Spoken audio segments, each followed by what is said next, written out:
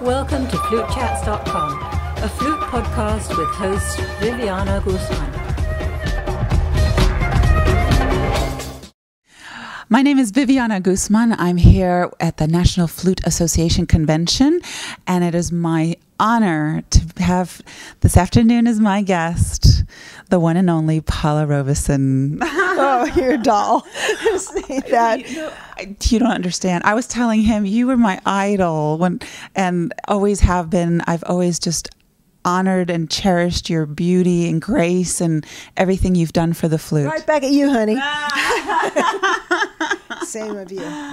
I've always honored and cherished what you've done and your sense of adventure and your great beauty and your music making. And I've been a fan forever. Not forever, because I'm much older than you. No, you're very sweet. Tell us a little bit about your path as a flutist, how you've evolved. From the beginning, a little short synopsis and just a little background.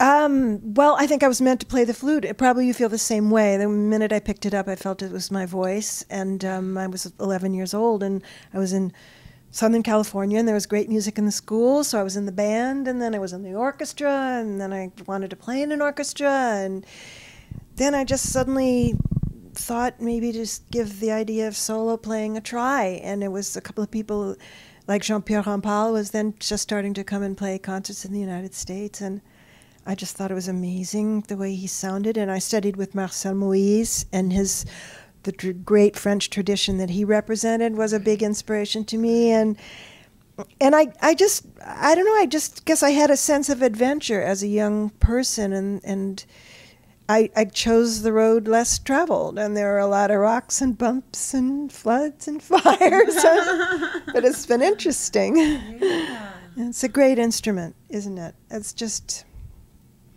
The sound is so beautiful. It's so close to singing.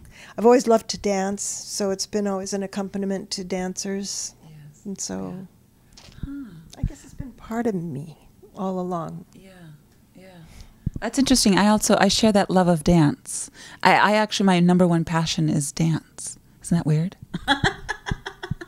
Me too.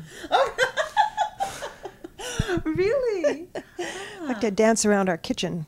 Sometimes to my peril when the floor is wet. Oh no. Well, Paula, can you tell us a little bit about what you have coming up? What are you focusing on these days?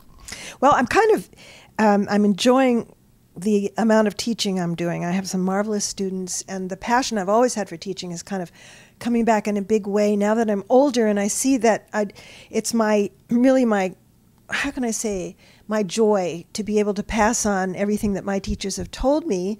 And some of my teachers have passed on now, and so there's no way that young players can know what they had to say. And so it's kind of I feel like it's up to me to send their messages on. Yeah. So I'm practicing like a maniac, and it just feels great. Good. And it's really going back to some of the old etudes and pieces I hadn't played for years, and it just feels great. I'm feeling very happy, and I'm a gardener too, so I garden a lot. Yeah, I see your pictures on Facebook. Of course. Yeah, I love my garden. And you're performing, is that tomorrow here? Yes. Isn't this wonderful, this convention? It's just the people gathering together for the love of the flute. Yeah. And it's come such a long way, the world that we occupy of flute playing. It's so rich. Tell us a little bit more about that. Like, through your eyes, how has the flute evolved? Well, of course, the flute's always been part of any culture. There's always a drum, a dancer, a singer, and a flute player. And so I guess I hooked onto that when I first started playing, but living in the United States, the road for a flutist was really to the orchestra, to be playing in an orchestra, and the orchestra life was very vivid. And well, when I was a young player, first of all, there were no women in orchestras, and when Dorio Anthony Dwyer won that first place in the first chair in the Boston Symphony, that was really it was historic and very inspiring for all of us. But now that we are one world, I mean, it's not necessarily what's happening in America. And America's becoming all of our bloods are coming much more to the surface and showing themselves in such vivid ways. And that is, to me, it's so joyous because it shows the melting pot, but it shows all the spices that are in it too, you know, and all the vegetables and fruits and stuff that are growing. And so the culture is manifestly colorful now, much more than it was when I was a young player, I think. So there are many ways to play the flute. And jazz flute, it was really not, there were very few people playing jazz flute when I was young. And so, and now to hear the masters, some of them 13 years old. And you! No, back to you. No. You're a unique voice. Unique. It's amazing. It's marvelous. How I'm curious, because the path, as you said, was primarily orchestral for the flute. How were you able to come out as a woman soloist? That's how I always saw you. How was that? How did that come about? How did that feel? You have about 2 or 3 hours in 2 minutes. It was kind of like, whee! Here I am. I'm going to do this. And I have to say, really, looking back now, I was so unrealistic because I really thought that if I could play beautifully enough and if I really knew what I was doing, then I would have a career. What a ridiculous idea. Now we know that there's so much more that's involved. So tell what is involved? What is it? Lifestyle, having a manager who's really imaginative. In the old days, with a string player, a violinist won a competition, international competition. That violinist would have a career, and a manager would say, okay, we're going to book you here, we're going to book you there, we're going to book you that orchestra, that orchestra, that orchestra. So I thought, okay, I'll do it on the flute. No one's done it before, I'm going to do it. So I went to Geneva, and I won first prize, the Geneva International Competition, first American to do this. I came home, oops, I'm not allowed to play with that orchestra because the first flutist says no, and I'm not allowed to play with that orchestra because that was not the tradition here at all. Other instruments, yes, but not the flute because the first flutist is a soloist, him or herself, or mostly him, and no guests allowed. It's different now. But I hope it's different because of some of the prodding and pushing that I was doing, even though it maybe didn't work out totally for me. Worked out partially. It worked out beautifully. With some wonderful orchestras, and I had that experience.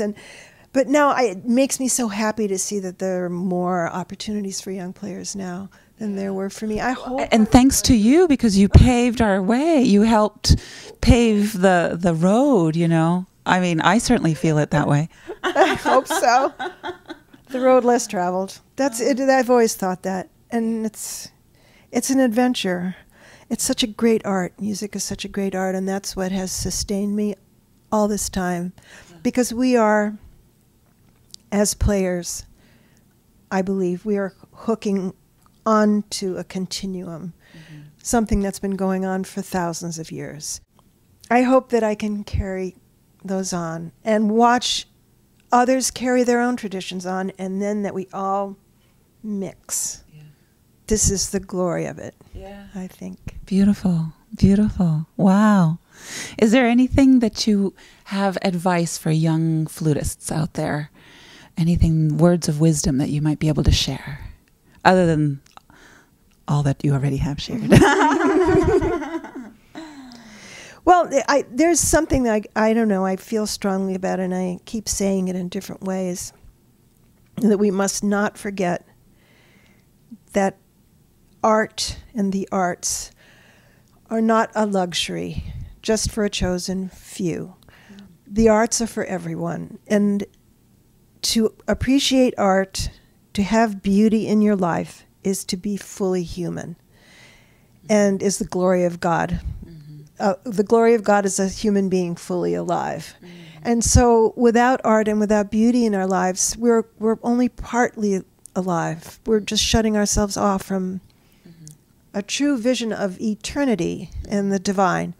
And so that's a kind of a fancy way of saying that just stay to it and make beauty. And don't give up, because it can be really discouraging sometimes. But just keep fighting the good fight. The fight, we're warriors for beauty, yes, I believe. Beautiful. I love that. Beautiful. That's so fantastic. Thank you so much for joining me, Paula. It's been an honor, total honor. I'm here with Paula Robison. My name is Viviana Guzman, and we're here with the National Flute Association 2011.